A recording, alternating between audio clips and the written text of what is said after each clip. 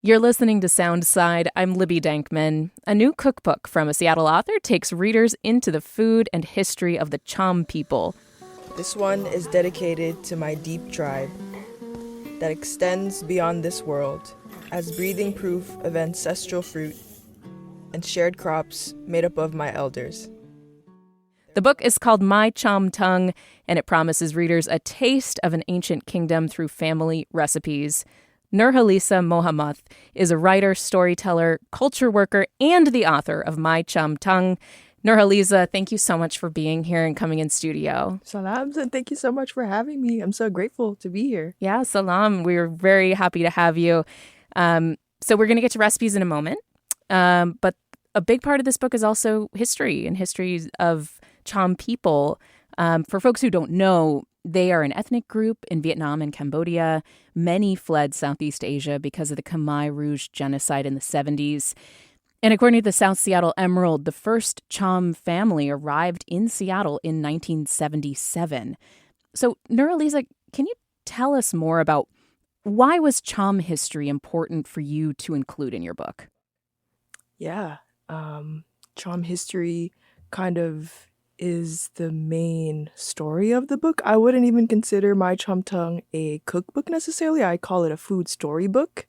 And I believe that food is really just a gateway into a bigger conversation about food sovereignty and like returning to our like foodways and relationships to our history.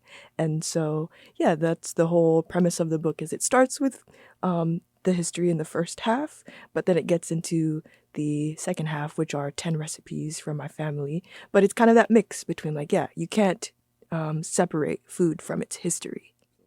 I think your family is, known because of the restaurant in Skyway, Salima Specialties. So obviously food is very important to your family. Yes. And for you, what did food mean in your family history, like growing up? Yeah, I was a restaurant kid growing up. So even before my mom had Salima's restaurant, which was in the early 2000s on MLK in Othello, that was my mom's first restaurant where I was like in elementary school still and just growing up.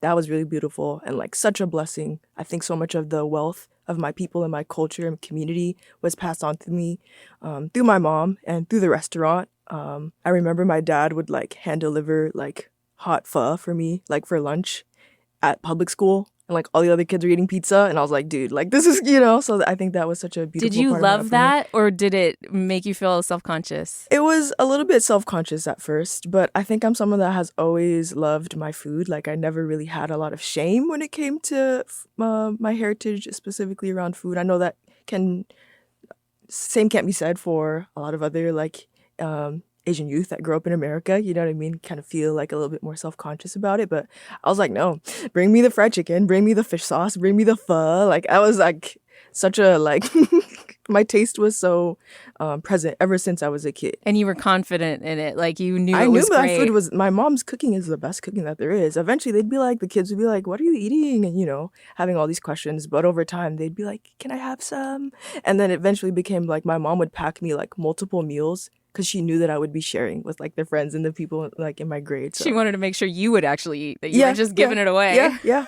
But it goes even beyond my mom and my experience growing up. My auntie also in Vietnam had a Malaysian restaurant that she ran for many, many years until it closed in 2013. So I remember growing up just always being raised in the kitchen, in the back of the house with all the chefs, with all the people that are like truly day in and day out, like making food for people and like seeing on the front end what is it like to like create an experience for people to come to as well. That's what a restaurant is. Like you want to, sit down and have a certain experience. And I saw all the different parts of what made it to your plate, So, yeah, that was always my upbringing. And so putting My Cham Tongue together, it weaves together family recipes. Is that right? And then again, we talked about some of the history elements of this. What is your like vision for the book? Like, how did that come together? Yeah, that was a long, drawn-out process to write a book. Again, I would say that like my journey has always come to this point, but I think looking back, officially like to even like commit to, oh no, this is going to be a project of like documenting and archiving family recipes to honor my culture, to like have it be like a tangible project, right? That was probably like a 5 to 6 year process. I didn't think it was going to be like a hardcover like cookbook like this. It's real. Here it is. ASMR for you. Yeah, ASMR of the cover. Yep.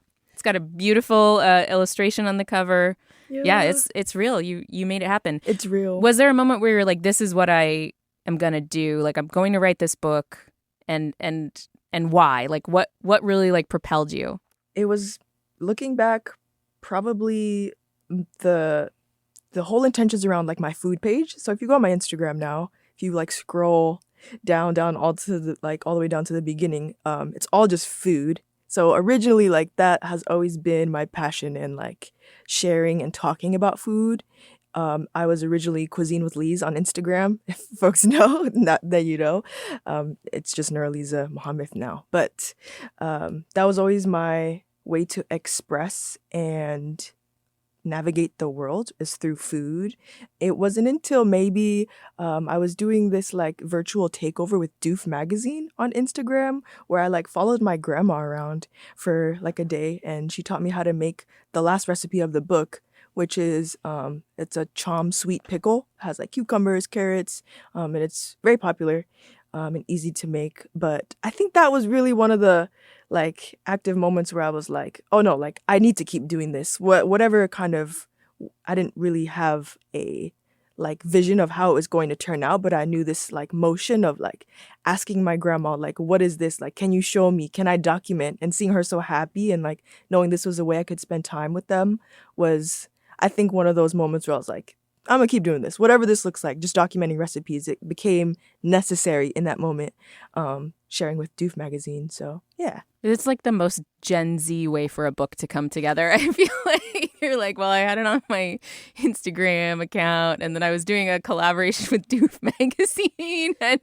I'm like, yeah, I think, yeah, that's so real to say. I think shout out to all my Gen Zs, but I also feel a lot of importance in like capturing our history in like hardcover, like real physical. That's analog. True. Like, I say it's Gen Z, but it's actually very analog, which is kind of what your generation, I feel like, is bringing back in many ways, like the respect for analog. And millennial over here being like, wow, I wish we would have done that. Yeah, that's very cool. It's so like necessary, and like I feel like in our times today, like technology is going to a very different place, you know, with AI and with just so much corruption, and like the algorithm can literally suck your whole identity into the abyss. Like, where does all of our, like, when you talk about like content creation and where that goes, like, where does it actually go? If the power goes down, where does it go? You know? And I think going back to Cham roots around like our knowledge systems, our language, our culture, it is something that has always been taken away from us. It's always been something that hasn't been stable. To hold something in your hands and be like, no, like I can go and flip through this thing, and whatever happens physically in the world, like there's still some remnants of our people somewhere, in a time when like all you see about Cham people now are like the ancient ruins in like, you know, central Vietnam. It's like, that's it? No, that can't be it, you know? Cham people, it's not just ancient ruins or like stories again about like the genocide. It's what people gathering around a table and sharing recipes and eating and sharing love. Yes. It's an active, alive culture. That's such a beautiful metaphor, I think. And I wonder, you know, people who have never had Cham cuisine before, if you could like describe the flavors that are at play here. Yeah. Pickles. I mean, I'm already sold with anything with like gorgeous pickled vegetables. Yeah. I'm so in. Well, you know what's funny is like after kind of feeling like I was at a point of completion with like curating the kind of recipes that I would choose to include. It's 10 recipes, and also just in comparison to like other cookbooks out there that could be like 50, 100, 300 recipes, like easy weeknight dinner meals. And you have your whole like fat chapter book of like, this is 10 recipes of a culture and a cuisine that nobody even knows is in existence. Like when I've asked other aunties, like Cham aunties in the community, the like common understanding is that we don't have a culture. We don't have we assimilated, and so we have to borrow from Vietnamese cuisine, Khmer cuisine, Malaysian cuisine. Like, we don't have something of our own. That's a common like conception in Cham community to this day. But when I like came to the process of like, okay, like asking my aunties and my grandma, what is Cham food really? Even just trusting in my own instinct of like, I've eaten Vietnamese food, I've eaten Cambodian food. Like, what is Cham food? I know it's different. There's something about it that I knew, like instinctively, I knew it was different. But curating these 10 recipes, seeing it laid out visually, I think, but also tasting them like one by one. Something that I will say about Cham food that if for people that haven't tried it before is like there's a lot of Indian influence. So much of like the motions of like the spices and having them bloom, you know, in South Asian cooking, it's called like tadka. We do the same exact thing in Cham, but we call it kmeh. And so like knowing the different like principles of cooking, a lot of that has like deep South Asian roots. There's also a lot of like Filipino, Pacific Islander, Indonesian, Malaysian influence as well in our food. So a lot of similarities, I would say. But then if you look at all of the 10 collectively, you're going to realize it's a different cuisine. Like, it's not going to be like any other. And that's, I think, what was the most beautiful part about seeing it collectively is like, well, wait, this is proof. Like, we do have something different. We do like have a culture that is distinct to other cultures, you know, so. I want to call out some of the recipes I'm just paging through. Fermented coconut rice cake. Yes. So fermentation, part of the flavor profiles here. Durian dipping sauce. Ooh. Shrimp and egg crepe. So you see some of like the Vietnamese influence and French influence from there. We have some bamboo salad, slow cooked beef stew. And we are talking about ginger, garlic, lemongrass, chili. So there's some peanut butter, also palm sugar, tamarind pulp, fish sauce. Oh my God, I'm so hungry right now. I mean, just like really like complex and slow to come together flavors there. Yes. I think that's also something I've learned like through kind of studying the recipes is like there's a spectrum of Cham food where it's like on one side, it's the stews, it's the curry-like dishes that use every spice, every ingredient on the roster, and it like points to so much richness in our culture, so much complexities to our food that you can't really like until you taste it, you know, you can't really understand what it's like. But then there's also other dishes that are like very humble and very simple and use only like 3 or 4 ingredients, but there's still a level of like finesse and like technique and like history to that. If like, for example, like the hapam, the one that you were talking about, the fermented coconut rice cake, that's in South Asian food, it's called appam, but we call it hapam. And then we add like our twist to it, obviously, like with Southeast Asian fruits. So you see durian, we also do it with jackfruit. So that's kind of a dish that's like very simple and it doesn't take a lot of ingredients. But my auntie was telling me that like, this is a dish that like, it takes a lot of technique to actually perfect. Yeah. Right. So yeah, I see a lot of that range in our cooking too. I think that points to so much of our like indigeneity as people, you know, it's like, yes, it can be very complex and it can show off so much of the expertise. And then there's also dishes that are like born through like oppression, born through our necessity. And like, there's only coconut milk and whatever kind of proteins that we have in the village during times of hardship. And then it's like salt and pepper and that's the dish. But it's so good. And then you wouldn't think that it's only 4 ingredients. And it like, yeah, it just points to our resilience. Like that range, I think, is something I loved to see come out of the book. Eggplant soup with roasted rice powder is calling to me because I love eggplant. And, you know, I specifically love Thai eggplant. And so you're using Thai eggplant here. Yeah, that looks really delicious. Is the roasted rice powder adding a lot of flavor? Is it more like thickening? Yeah, the roasted rice powder adds like a really deep like nuttiness. So if you've ever had larb, yeah, it's that same flavor, but then it's like, it's kind of similar to what you would in Khmer food. It's samla machu. Samla machu is the Khmer version. It's like sour soup. Very kind of similar like principles and like the color of the dish is the same. But my grandma, she uses roasted rice in this one. And then she also does toasted coconut paste. So the dish is like very rich and nutty, sour. salty. It hits all your notes, you know? So that one is like a really special one. Okay. Yeah, that one was really calling for me. Now I know why. What are your hopes for My Cham Tongue? I mean, this is again like a project that even you said when you started approaching people about recipes, many people in the Cham community that you were talking to were like, "Oh no, we don't have a cuisine." Like, are you hoping to change that? Yes. That perception?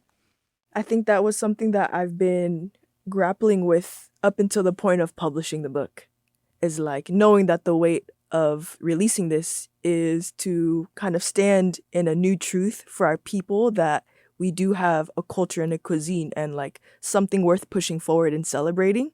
I don't know exactly what that means in the future per se, whether that's, you know, continuing obviously to cook the recipes and share that with people. I really want to do like video recipes of each dish to kind of visually show people and take people along with me. I think it's one thing to like have it written. It's another thing for visual learners to like see it as you go. That's something that I would, if I want it for myself, then that means somebody else out there probably also would want that as well. But I don't know, who knows, maybe pop-ups in the future, kind of have different ways for like just our broader community to experience our Cham food in like more modern contemporary ways and like through my lens and kind of stepping into that cultural authority too. Don't know yet exactly how that's going to play out, but yeah, I think I'm just excited to share this with people and sort of like take that in, right? And let it form organically. Yeah. Well, you're a star, if I may, Nurhaliza. So I would absolutely watch you, you know, doing the recipes, whatever, like kind of pop-ups. I mean, I could just see you really doing so many amazing things and teaching so many people about the beautiful cuisine and culture and history and living, culture today, not just the dusty textbooks of the Cham people. Nurhaliza Mohamath is the author of My Cham Tongue, A Taste of an Ancient Kingdom Through Family Recipes. It's a beautiful book, and I thank you so much for coming in. This has been so fun to get to know you a little bit and to hear the passion with which you talk about foodways and you talk about your community. I'm just so pleased to get to chat with you. Thank you. Yeah, thank you so much, Libby. And shout out to KUOW for having me. I'm grateful, honored to be here. So thank you. Thanks for listening to Soundside. Don't forget you can listen live on KUOW 94.9 Seattle at noon and 8 p.m. Monday through Thursday, or anytime right here online at KUOW.org, or of course on your favorite podcast app.